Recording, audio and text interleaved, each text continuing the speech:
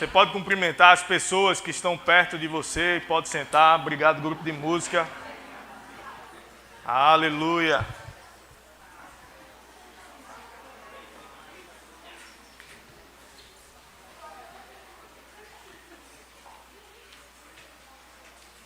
Glória a Deus. Aleluia. Você está animado? Amém. Glória a Deus. Você veio mesmo com chuva. Uma parte ficou com medo de derreter. Que é isso, pastor? O senhor disse, não ensinou para eles não, que eles não derretem. Aleluia. Ensinou, é porque o povo ficou com medo, né? Faz parte, né? É, né? Aleluia. É bom estar de volta. Glória a Deus. Tiramos uns dias de descanso. Tiramos 6 meses de férias. Estamos de volta. Foi 2 semanas, mas estamos de volta. Graças a Deus. É bom estar de volta. Já bateu o coração. E o povo do Rema não deu nem para sentir saudade também, porque uma das semanas de férias foi no Rema, então não dá nem para sentir saudade. Mas estamos de volta e nessa noite algumas pessoas não vieram por causa da chuva, outras também não vieram porque ontem partiu para o Senhor a matriarca de uma família que está com a gente aqui, Dona Aide, que é mãe da irmã Josa, da irmã Seré e da irmã Betizaide. E é vó, não dá para dizer o nome dos netos. Eu acho que tem uns 50 netos dela aqui na igreja, mais uns 300 bisnetos. E ela partiu para estar com o Senhor ontem. E o pessoal, acho que a maior parte, ficou em casa hoje, em família, né, juntos. E nós cremos no consolo da parte do Senhor. Mas sabemos que ela combateu o bom combate, que ela acabou a carreira, que ela guardou a fé. E estava no hospital evangelizando as enfermeiras, evangelizando a equipe. E tinha hora que ela, o pessoal comentou que tinha hora que ela ficava meio assim, como se tivesse com um pensamento distante. E aí, isso é o que, vó? Ela disse, Deus está me ninando. E o medo que ela tinha de partir nesses últimos dias acabou. E ela estava tranquila, porque ela tinha consciência da presença do Senhor com ela. Então o Senhor estava preparando tudo e chegou o momento e ela partiu para estar com o Senhor. Que todos nós possamos manter a nossa fé, possamos combater o bom combate e possamos permanecer firmes até o fim. Amém? E nessa noite nós vamos falar sobre santidade. E eu quero te convidar a abrir tua Bíblia em 1 Pedro, no capítulo 1, versículo 13. E eu pediria para a mídia projetar na NVT. 1 Pedro 1, 13. E a gente vai ler até o versículo 17, na NVT. Então, se a tua versão é diferente, você acompanha com a que está sendo projetada nos nossos telões. Você consegue ver nossos telões? É bom que como são tão grandes, até quem está lá atrás consegue ver bem. Você consegue ver? Amém. Amém. Aleluia. O justo viverá pela fé. E a fé não se baseia no que vê, mas no que crê. Aleluia. E o versículo 13 vai dizer assim: portanto, preparem sua mente para a ação e exercitem o autocontrole. Ponham toda a sua esperança na salvação que lhes será trazida quando Jesus Cristo for revelado. Sejam filhos obedientes e não voltem ao seu antigo modo de viver, quando satisfaziam os próprios desejos e viviam na ignorância.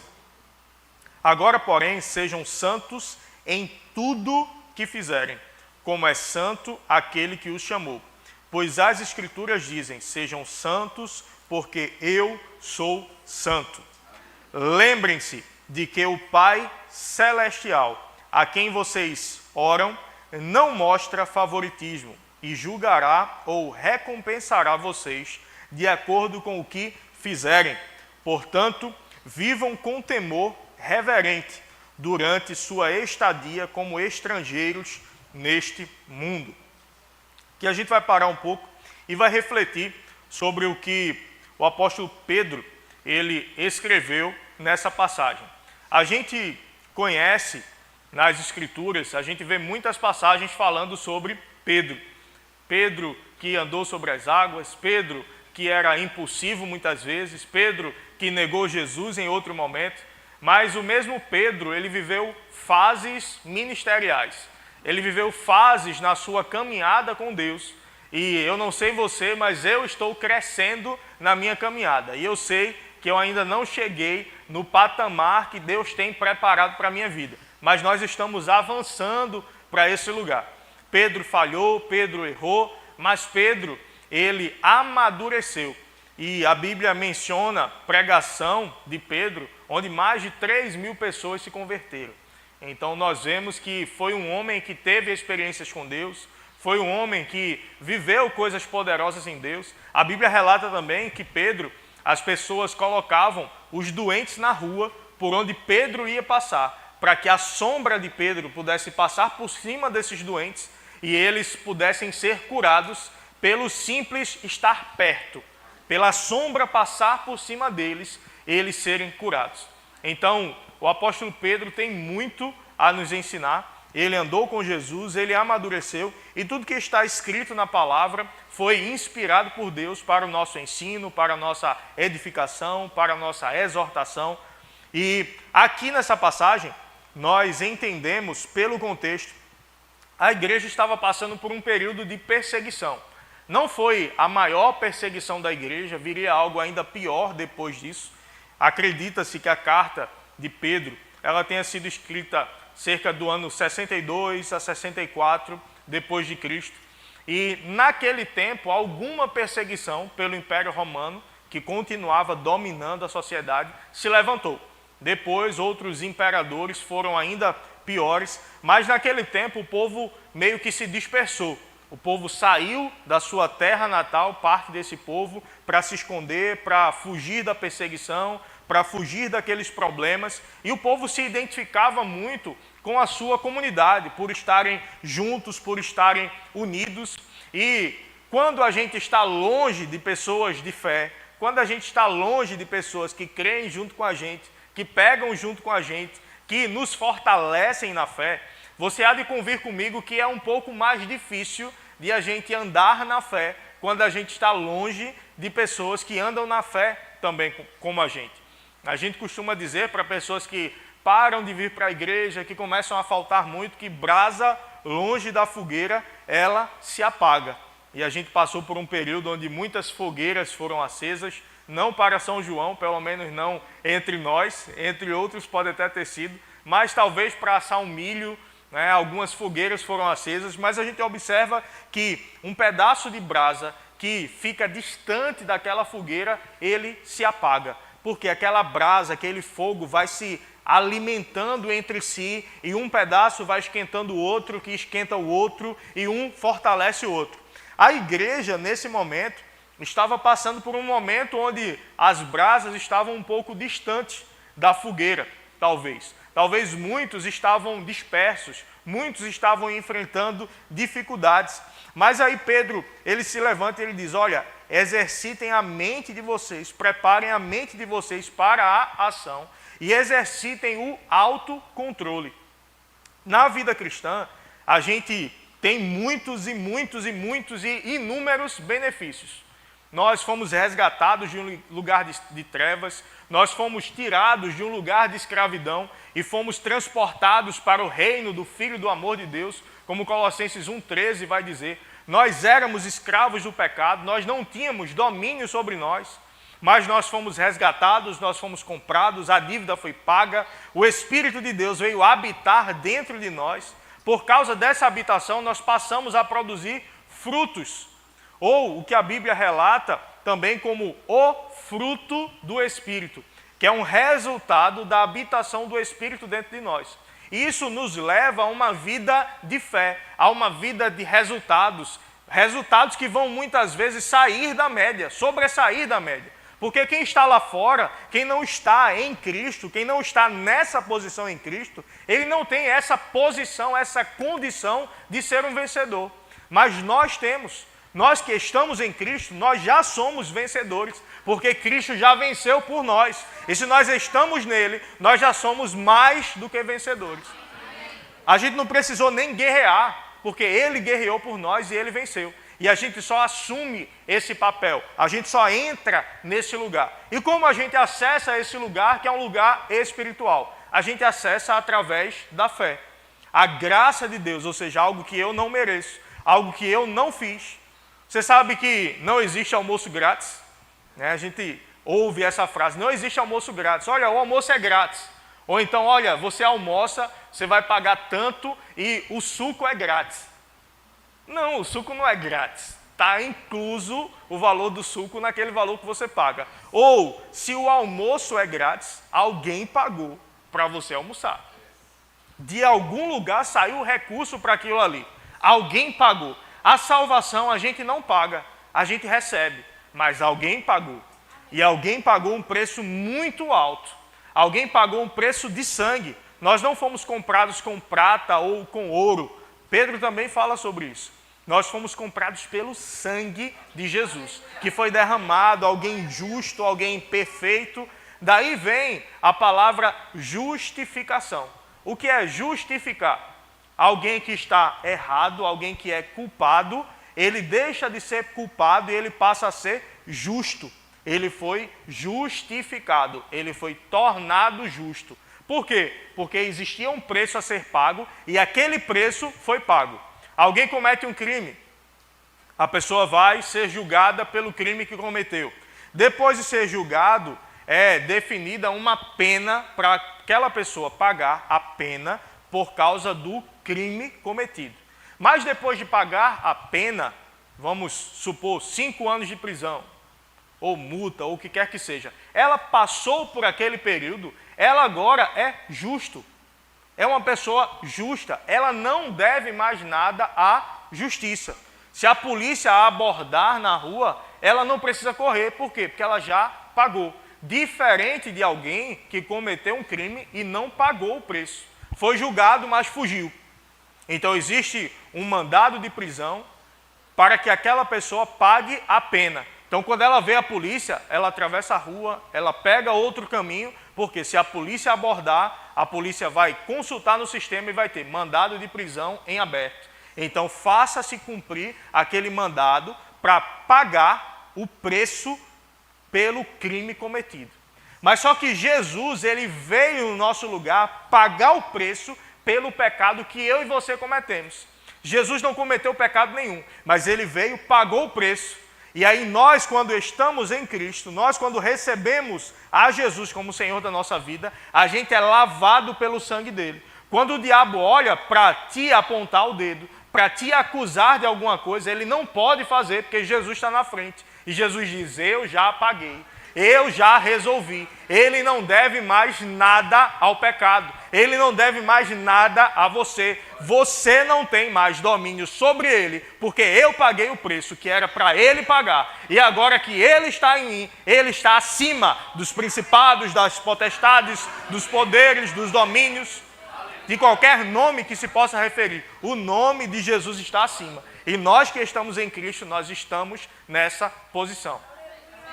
Mas aí Pedro vai dizer, ei, se exercite no autocontrole. Ou seja, você já foi liberto, você já foi resgatado, o preço já foi pago, você não vive mais sob o domínio do pecado. Agora você exercite o autocontrole. Não venha dizer, porque foi mais forte do que eu. Porque eu não consigo. Aí alguém diz, mas o próprio apóstolo Paulo diz, o mal que eu não quero fazer, esse eu faço. E o bem que eu quero fazer, eu não faço. Daqui a pouco a gente entra nessa parte, mas a gente vai ver que Paulo está falando do período em que estávamos antes de Cristo, na lei. Ele está falando no presente, mas no contexto a gente vai entender que ele está construindo uma ideia. E aí, em Romanos, no capítulo 8, ele vai dizer, agora pois. No 7 ele diz isso, no 8 ele diz, agora pois. Nenhuma condenação há para os que estão em Cristo. Ou seja, você não é dominado pelos seus impulsos.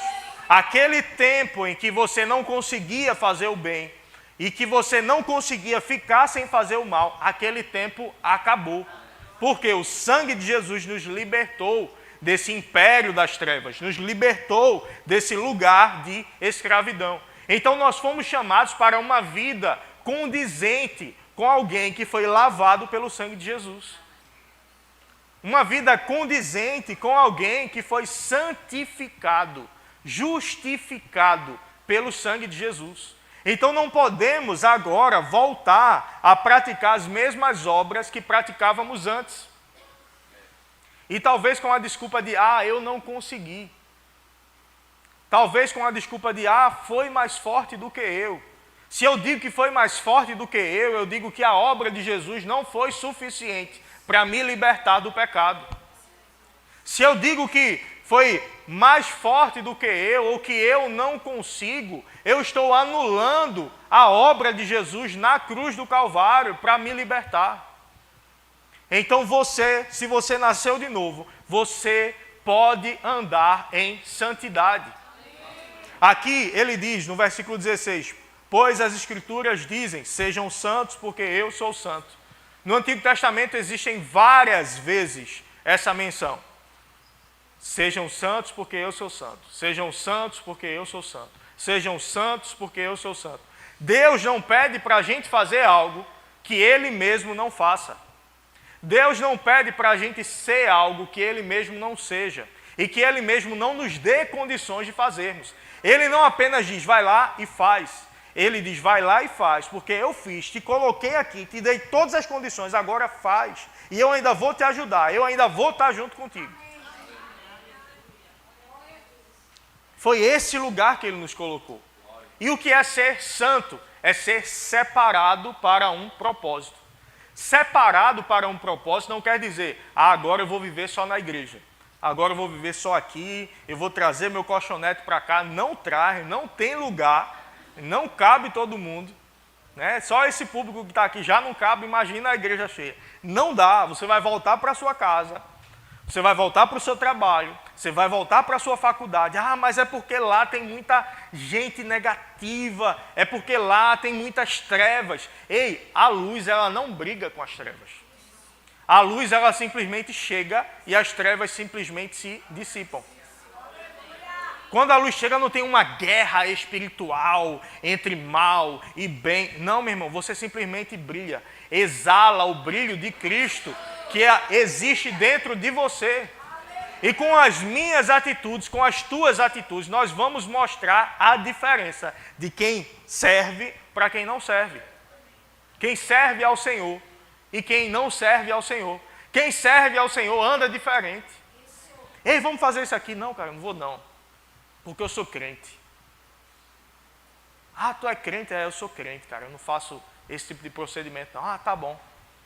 Aí depois tu chega, tem uma conversa. Quando você chegou, aquela conversa ela já para. Morga. Né? Vamos mudar de assunto. Muda de assunto por quê? Porque a tua presença constrange aquele ambiente. Por que a tua presença constrange? Porque eles entendem, essa conversa não cabe para ele. Não cabe para ela. E as próprias pessoas que andam nas trevas ficam constrangidas em falar de pecado perto de alguém que se posiciona em santidade. Eu não estou dizendo que você vai ser o chato, você vai ser aquele que chega reclamando. Não, meu irmão, você simplesmente é o que a palavra de Deus fala para você ser. Não se mistura com as obras. Não é que você não vai sentar com a pessoa, mas você não vai sentar com a pessoa para fazer o que ela faz. Você vai sentar com a pessoa para pregar Jesus para ela. Você vai sentar com a pessoa para mostrar que você é feliz e completo da forma como você é. Que você não precisa de uma noite de farra para você se sentir alegre. Que você não precisa de uma noite de bebedeira para você se sentir feliz. Porque a tua alegria ela vem de dentro, ela vem de Deus. E nós somos completos nele. Enquanto uns ficam buscando. Em bebedices, em farras, em shows, em festas, algo que os complete, mas eles têm um vazio dentro deles do tamanho de Deus, que só Deus pode chegar e completar. E aí, em algum momento, ele vai dizer, ele tem algo diferente, ela tem algo diferente. E alguém que talvez em um momento tenha até debochado de você, o crente, o protestante, o chato, que não faz isso, que não bebe, que não pode fazer isso, que não pode fazer aquilo, mas às vezes se levanta uma doença na família e a pessoa diz, eu conheço um crente, que ele não anda como os outros andam, ele não faz o que a gente faz, ele é diferente, eu vou pedir para ele orar. E às vezes em um momento como esse se abre uma porta para a pregação do Evangelho. Em um momento como esse, abre uma porta para fazer a diferença na vida de alguém. E nós estaremos lá, prontos para fazer a diferença na vida de alguém. Mas como eu posso fazer a diferença na vida de alguém se eu não estou brilhando o brilho que eu fui chamado para brilhar? Se eu estou me sujando de novo depois de ter sido lavado pelo sangue de Jesus? Se eu estou voltando para o lamaçal do pecado? Eu, como vocês já me conhecem, sabem que eu sou muito bom de bola. Jogo muito bem, meu companheiro Nino não está aqui, que a gente fez uma boa dupla num recuo de bola. Foi um erro, a bola passou, gol contra, mas assim, foi um momento. O campo não era o campo que eu sou acostumado a jogar, campos profissionais, as irregularidades fizeram com que algo acontecesse. Mas na minha infância, todo mundo era ruim mesmo. Então, assim, não fazia muita diferença. Não é como o filho do pastor Júnior lá, que é artilheiro do esporte, sub-7, ó. Eu disse a ele me lembra muito eu na idade dele. O cabelo era liso, o meu era liso na época dele também. Acho que só isso. Mas eu na infância, eu me lembro, certa vez, na frente da casa da minha avó tinha um campo. E aí o campo, quando chovia, ficava aquela maravilha. É um campo, mas é aquela coisa, Tem um pedacinho de grama aqui, um pedacinho de grama ali e barro. Aí quando vem aquela chuva, fica aquela lama que para jogar bola, para criança, é uma maravilha, meu amigo. A última coisa que a gente lembra é da bola e de fazer gol. Fazer gol eu já tinha dificuldade, então já aproveitava a oportunidade porque para justificar com a lama. E eu me lembro, certa vez eu estava na casa da minha avó, fui jogar bola, voltei todo enlamaçado, e aí levei uma bronca, mas aí tomei banho, peguei uma roupa do meu tio, eu tinha 10 anos, eu era muito alto na época, depois eu fui diminuindo, mas assim, então imagine eu com 10 anos, meu tio adulto, peguei uma roupa dele, um calção dele, que parecia uma calça, botei o calção, a camiseta e fiquei, tinha um corredor assim, na casa da minha avó, até chegar no terraço. Aí o terraço era gradeado e aqui era aberto, era um murinho, e daqui eu ficava olhando para o campo. Aí eu voltei do banho e fiquei sentado no muro, olhando para o campo, os meninos jogando bola. Aí eu fiquei olhando. Aí eu disse, se eu for só para a barra? Eu fico lá na barra, eu não preciso me melar, eu não vou correr, aí eu fico lá na barra. Aí vem uma bola melada de lama e bate em mim. Dá uma limpadinha e está tudo certo. Daqui a pouco vem outra bola e bate. Daqui a pouco eu vou só correr até ali. Daqui a pouco levo um escorregão, caio na lama. Aí daqui a pouco, já que eu já estou todo melado mesmo, deixa eu aproveitar. Aí corro para lá, corro para cá. Daqui a pouco a minha mãe aparece no terraço da casa da minha avó. Guilherme! Aí ela veio correndo, sabendo da pizza que eu ia levar, levei, tomei outro banho, arrumei outra roupa para ficar limpo de novo. Mas o que é que eu quero trazer em paralelo com isso que eu estou falando? A gente antes vivia nesse lugar, sujo, enlamaçado, todo melado com o pecado, todo lambuzado com o pecado. Aí Jesus veio, tirou a gente, deu um banho, colocou vestes novas na gente. Mas só que a gente vai desejar aquilo que a gente se alimenta, olhando, ouvindo. Não existe desejo por algo que eu não conheço. Não existe desejo por algo que eu não vejo. Aí eu vou, já estou limpo, mas eu vou só olhar os meninos jogarem bola. Aí de olhar nasce um desejo. Do desejo nasce vou me aproximar um pouquinho. Não precisa eu me sujar. Eu vou só para perto. Eu vou só ficar aqui mais ou menos junto, mas sem me sujar. Aí daqui a pouco, sem perceber, você vai se sujando, vai se sujando, vai se sujando. Daqui a pouco, já que eu estou todo sujo mesmo, deixa eu continuar me sujando. A queda, o pecado, alguém caiu em adultério. Aí parece que a pessoa foi andando, aí tropeçou, caiu em cima de outra mulher, adulterou. Não, o adultério ele termina ali, mas ele começa num flerte, num olhar, num desejo, num WhatsApp, numa conversa apagada, para a mulher não ver, para o marido não ver, para a namorada não ver. Aí aquilo ali vai sendo alimentado. Não, eu vou só mais para perto, mas eu não vou fazer nada não. Eu vou só mais para perto. Eita, o abraço foi tão bom hoje. Sujou um pouquinho, mas não é nada demais não. Outro abraço, sujou mais um pouquinho, mas não é nada demais não. Daqui a pouco um beijo no rosto, foi só mais um pouquinho, não é nada demais não, isso aqui a gente limpa. Daqui a pouco caiu. Mas onde foi que caiu? Foi lá atrás, que não vigiou. Foi lá atrás que não cuidou. Aí está namorando. Não, eu vou lá para casa do meu amor, porque a gente vai orar juntos hoje, o dia todo. Aí como eu oro em línguas e os pais dela não são crentes, vamos orar em línguas no seu quarto, meu amor, para não escandalizar, que a Bíblia fala sobre isso, para não escandalizar. Mas a gente vai ficar só orando, amor. Vai. Cuidado, crente. Cuidado, teu namoro tem que ser santo. Teu casamento tem que ser santo. Tua vida tem que ser santa. Não porque foi uma tentação do diabo. Foi não. Foi o teu desejo. Abre lá em Tiago, no capítulo 1, versículo 13. Porque foi uma tentação que veio, é Deus me provando, é Deus me tentando, ou então é o diabo que está... Na versão Ara, vai dizer assim: ninguém, ao ser tentado, diga, sou tentado por Deus. Porque Deus não pode ser tentado pelo mal, e Ele mesmo a ninguém tenta. Ao contrário, cada um é tentado pela sua própria cobiça, quando esta o atrai e seduz. Então a cobiça, depois de haver concebido, dá luz ao pecado. E o pecado, uma vez consumado, gera a morte. Ou seja, era só um desejo.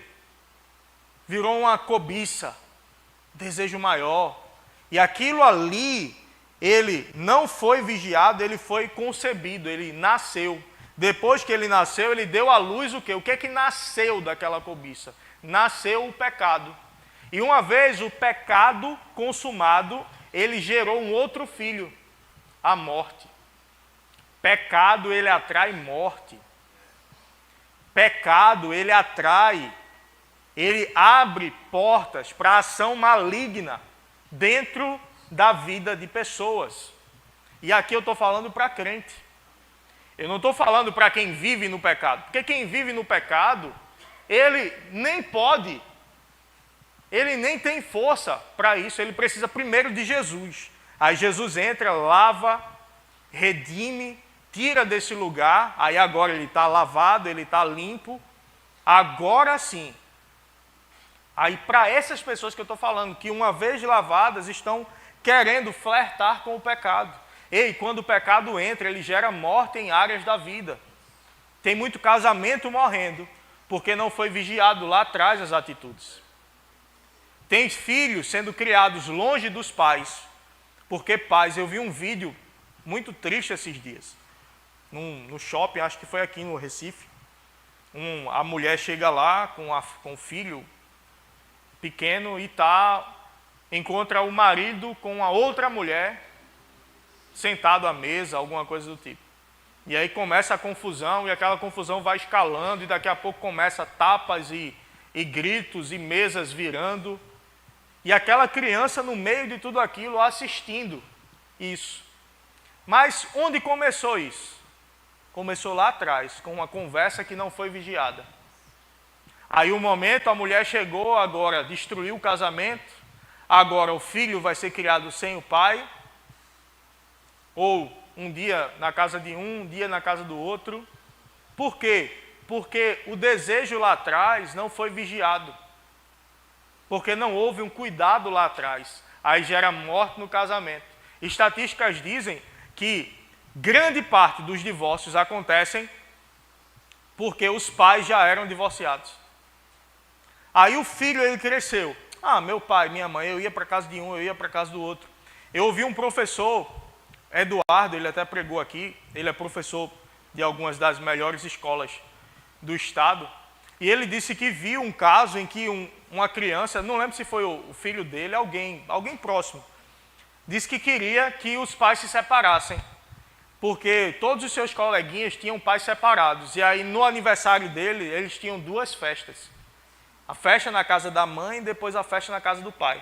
Ele achou normal. E aí a criança, ela fala, né? A criança, ela quer contar vantagem para os amiguinhos. E aí o filho dele queria aquilo também. Ou seja, era mais normal na escola pais separados do que pais unidos. Mas não pode ser assim entre nós. Se você já veio disso, essa palavra não é para te condenar, é para que daqui para frente você não faça de novo. Se os seus pais são separados, acabe em você isso. Porque o teu casamento não vai acabar, vai até o fim. Os teus filhos não terão pais separados.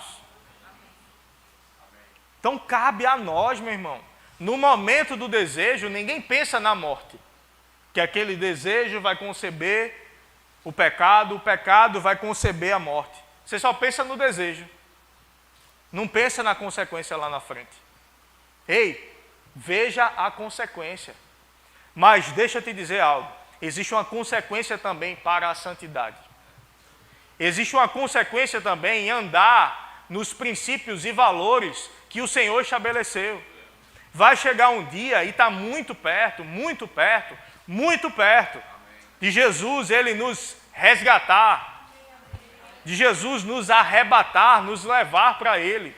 E aí ele vai dizer: vinde benditos do meu Pai, entre para o gozo do teu Senhor. Ei, vai valer a pena. Nesse dia vai valer a pena. Vai valer a pena receber as recompensas eternas pela fidelidade ao chamado. Vai valer a pena as recompensas eternas por ter andado longe do pecado, por ter andado longe das tentações, não dando lugar à carne. Vai valer a pena. A nossa vida não se resume a isso aqui. Quando a gente vai para um sepultamento de alguém, a gente sempre volta muito reflexivo. Salomão disse que gostava de ir para esse tipo de evento. Por quê? Porque quando você vai para uma festa, você não pensa na vida.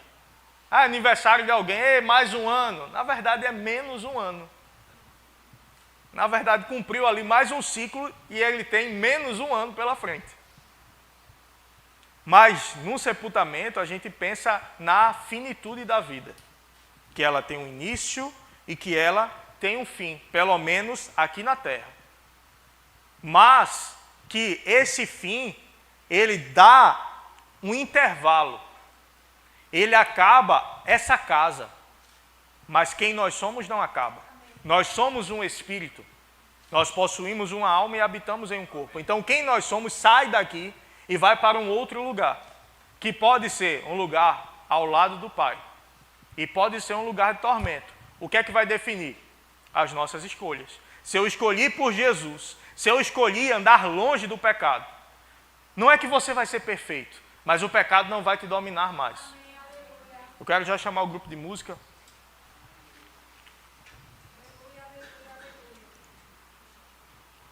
Rapaz, o pastor volta de férias, eu pensei que ele ia pregar sobre fé, sobre vitória, sobre conquista, promoção, ganhar casa, carro. Tem um momento para tudo isso. O que eu estou pregando hoje é salvação, é vitória, crescimento. É andar longe do pecado. É andar num lugar de segurança para mim e para você. E aí quando você for tentado, porque a tentação ela não é pecado.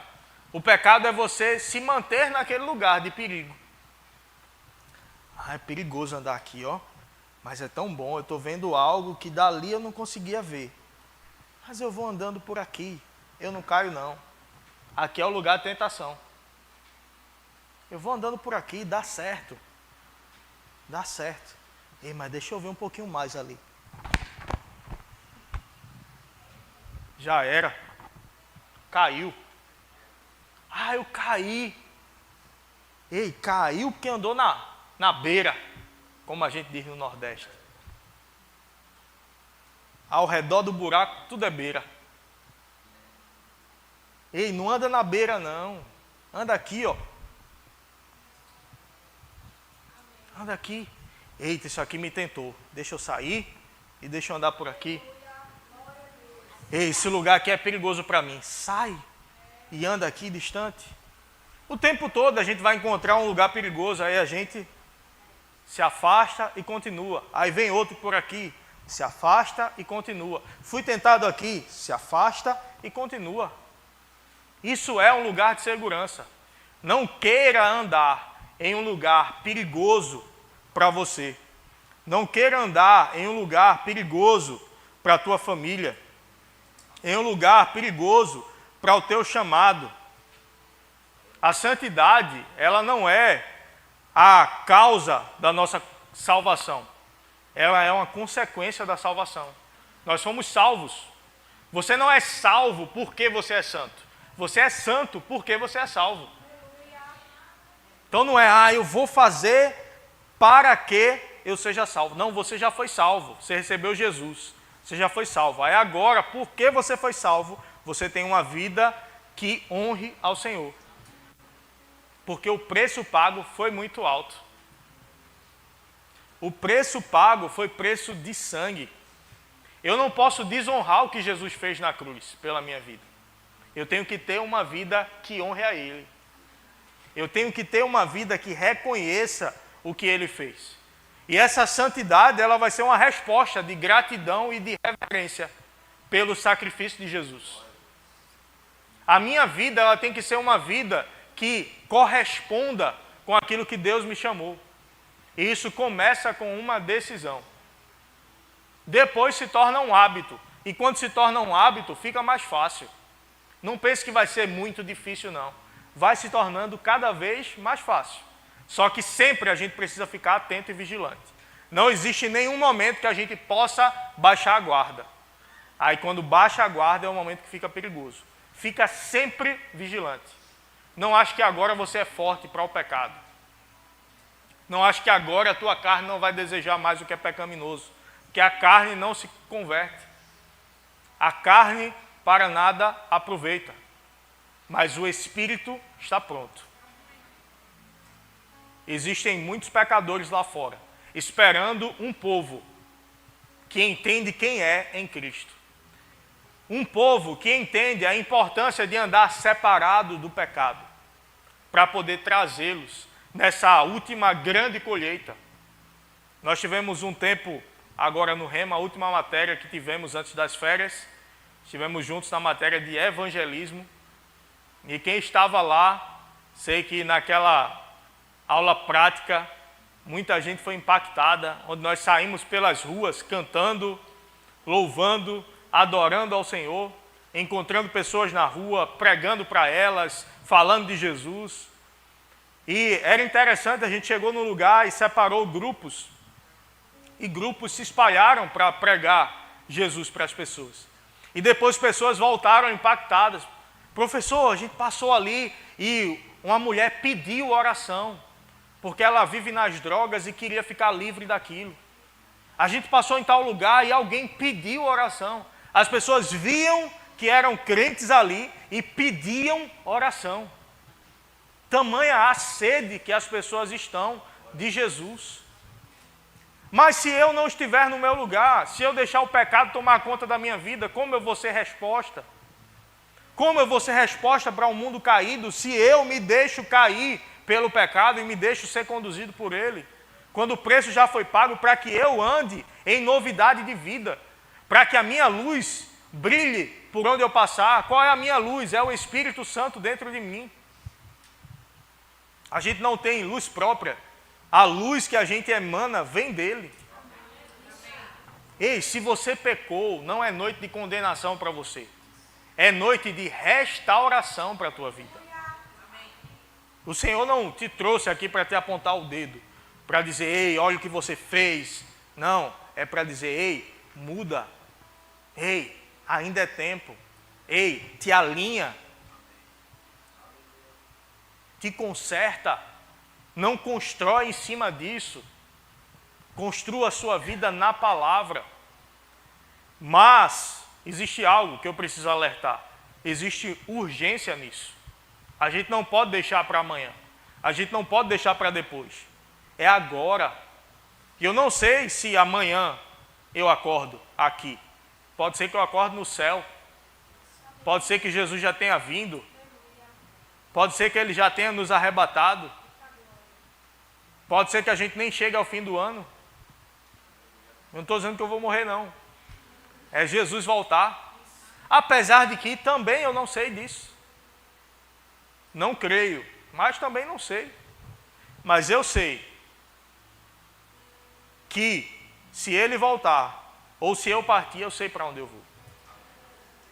Existe uma consciência de eternidade e de eternidade ao lado dele. E é isso que nós precisamos ter. Essa tranquilidade, essa paz dentro de nós.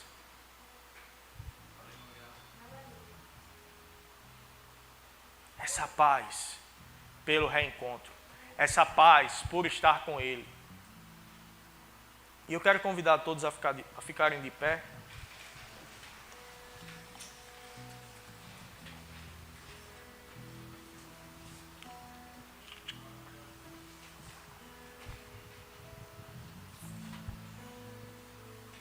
E eu quero perguntar se tem alguém aqui nessa noite que ainda não fez de Jesus o Senhor de sua vida e deseja fazê-lo. Essa pode ser a tua noite. Basta você decidir por Jesus como Senhor da tua vida. E o que eu faço para isso? Reconhece a Ele como Senhor e a gente te ajuda nisso. Então você, nesse momento, levanta a tua mão, vem aqui à frente, a gente ora por você e celebra o teu novo nascimento. A partir de então, você deixa de ter uma dívida com o pecado. E você recebe da salvação providenciada em Cristo, na cruz, para a tua vida. Tem alguém? Levanta a tua mão para a gente orar com você.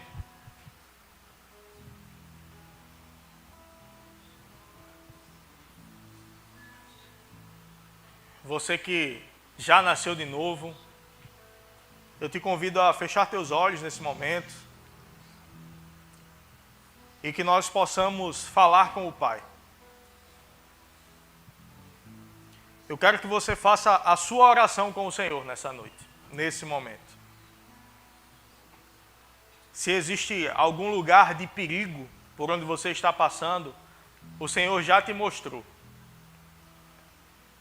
Cabe a você, nesse momento, falar com Ele e tomar a decisão de andar longe de lugar de perigo.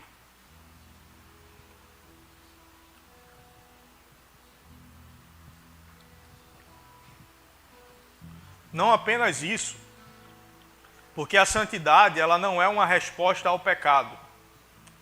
A santidade é a resposta a um chamado da parte de Deus. Ser santo não é apenas andar longe do pecado, é andar perto da vontade de Deus. Então decida nessa noite ter uma vida que honre ao Senhor. Não é apenas, eu não estou pecando, mas é uma vida que o honra. É uma vida que busca os propósitos dele, que busca o chamado que ele tem, que busca responder a esse chamado e busca ser uma resposta para o mundo, uma resposta de luz, uma resposta de amor, uma resposta de santidade. Pai, nós te damos graças, Senhor, por essa noite, te damos graças pela tua palavra, te damos graças por termos essa oportunidade de sermos instruídos na Tua palavra, a andarmos em santidade.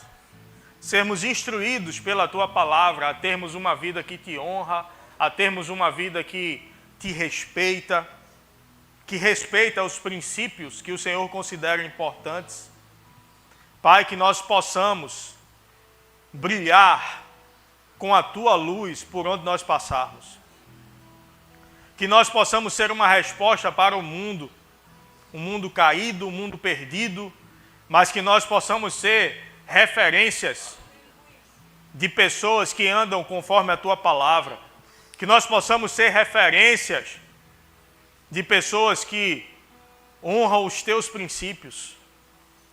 Pessoas que não se vendem, pessoas que não trocam a eternidade ao Teu lado por um prato de prazeres momentâneos. Nós Te damos graças e pedimos que o Senhor desperte em nós cada dia mais. Nos desperte cada dia mais para esse lugar de santidade ao Senhor. Em nome de Jesus. Amém. Aleluia. Aleluia. Aleluia. Você foi edificado? Amém. Que esse seja um lugar de busca constante nossa. Que estar em um lugar que nos fortaleça, que nos alimente, seja uma decisão constante sua. Eu sei que tem gente aqui que Deus falou com você que é necessário um compromisso maior com o Senhor. Eu estou falando com crente. Se alguém não tomou a posição ainda, não recebeu Jesus, você já sabe da importância. Mas nesse momento eu estou falando com quem já recebeu, mas que falta um compromisso maior de andar ao lado dele. Falta um compromisso maior de não apenas ser crente, mas de ser de verdade, de estar mergulhado, de ser intenso. Porque quando a gente era mundo, a gente era intenso. Eu, pelo menos, fui intenso. E eu sei que a maioria foi. A gente precisa ser intenso na palavra. A gente precisa ser intenso no Senhor. A gente precisa ser intenso no chamado. Amém? Aleluia. Você pode sentar um pouco? Glória a Deus.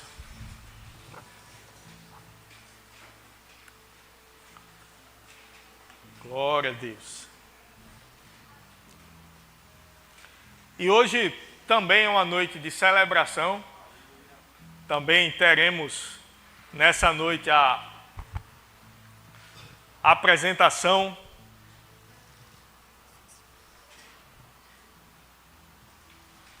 de um grande homem de Deus que vai viver coisas grandes no Senhor e que a sua família quer fazer um compromisso público de criá-lo conforme os princípios que foram pregados aqui, os princípios da palavra.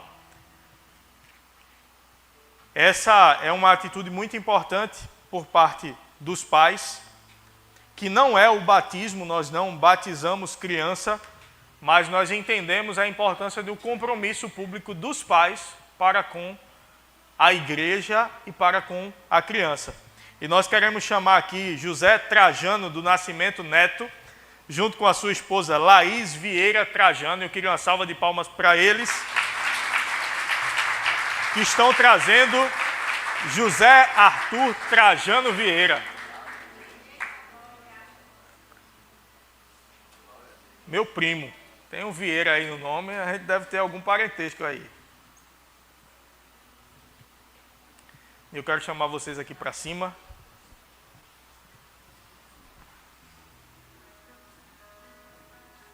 Acordado na minha pregação, viu? Ele não dormiu, não.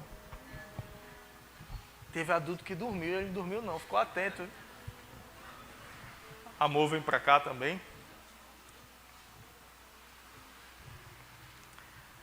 A Bíblia fala sobre ensinar o filho no caminho em que deve andar. E eles, Trajano, junto com sua esposa Laís, decidem fazer isso. A gente costuma fazer no domingo pela manhã, mas aí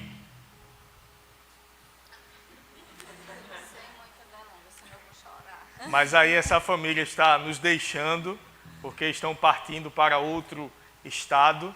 Então, são uma família muito preciosa para nós.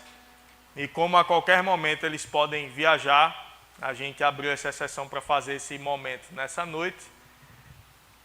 E eu não vou chorar, viu? A irmã já está chorando. Mas a Bíblia ensina sobre a importância. Ih, rapaz. Quer chamar Clarinha? Certo. Chamar os tios Arthur Vieira e Aline também para cá. Dona Joanise também pode vir.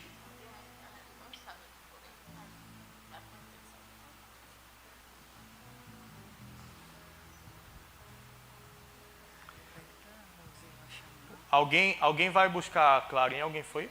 Clara e Ayla que está lá. Clara e Ayla. Mas essa é uma noite de celebração. Pronto, isso. Sem assustar José Arthur, mas é uma noite de celebração. É, né? É acostumado. Meu Deus do céu, Titia. Ai, não é bem, não é Titia.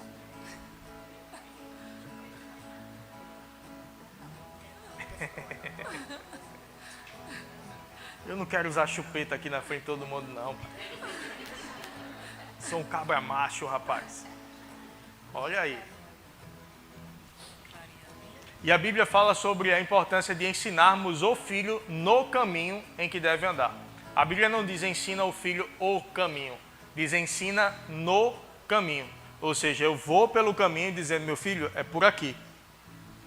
Porque se só ensinarmos o caminho, ele vai olhar e vai dizer, oxe, mas o senhor não faz? Mas a senhora não faz? Como é que a senhora quer que eu faça? Por mais que ele não diga, para não levar, né? Que ele leva. Mas o pensamento fica, por que ele faz e eu não faço? Porque ela pode fazer e eu não posso. Mas quando a gente faz o certo, a nossa palavra ela tem força moral. Então fica o ensinamento para todos os pais também, sobre honrarmos os princípios na frente dos nossos filhos.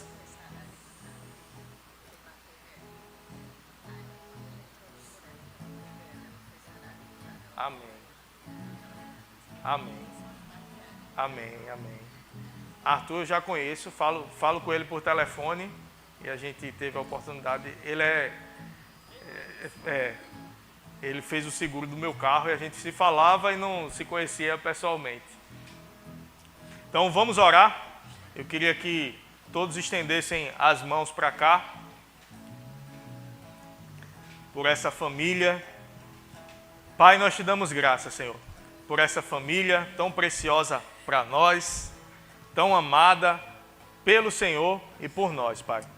Nós declaramos a Tua bênção, a Tua boa mão para esse novo tempo sobre suas vidas, esse tempo profissional, esse tempo que impacta também em sua vida familiar, mas nós cremos no Senhor os guiando, no Senhor os protegendo, no Senhor fazendo com que José Arthur cresça em saúde, sabedoria, estatura e graça, diante de Deus e diante dos homens, Pai. Aos seus tios, a todas as testemunhas aqui presentes também, Pai, declaramos a Tua boa mão sobre eles, declaramos a Tua boa mão sobre Ayla, Pai, sobre seus pais, em nome de Jesus, Pai. Que essa família possa ser um referencial da Tua bênção, que eles possam experimentar, onde eles estiverem, da Tua boa mão e do Teu favor abundante. Declaramos assim, em nome de Jesus, e quem crê diz, amém. Uma salva de palmas para eles. Quer falar alguma coisa? Quer não? Quer falar alguma coisa, irmã? Consegue não. Estão emocionados. Vamos tirar uma foto? Mídia está pronta aí? Olha aí.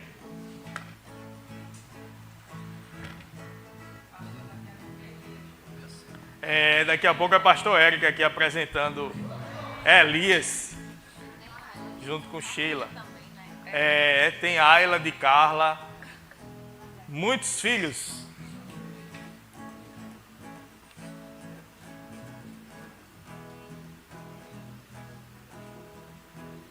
E eu quero dizer publicamente para vocês, nós amamos vocês de verdade. Nós queremos o melhor para a vida de vocês. Estejam firmes, estejam com o Senhor e contem com a gente. Chamada de vídeo hoje diminui a distância. Estejam congregando, o que precisarem, contem conosco. Amém. E congregando por lá e de vez em quando assistindo os cultos para matar um pouquinho a saudade. Amém? Amamos vocês, de verdade. Amém. Salva de palmas para eles mais uma vez. Obrigado. Valeu, meu irmão.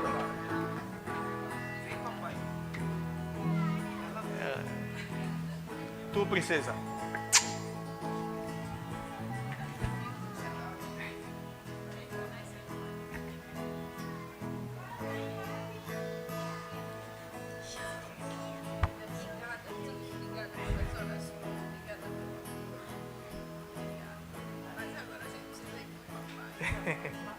Faz parte, faz parte. Vão na bênção do Senhor. E o certificado, né? Falta colocar a data aqui.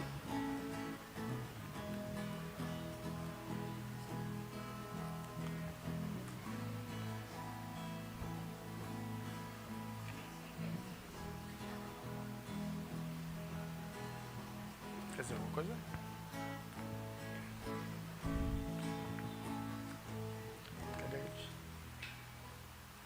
Aleluia. Haja coração.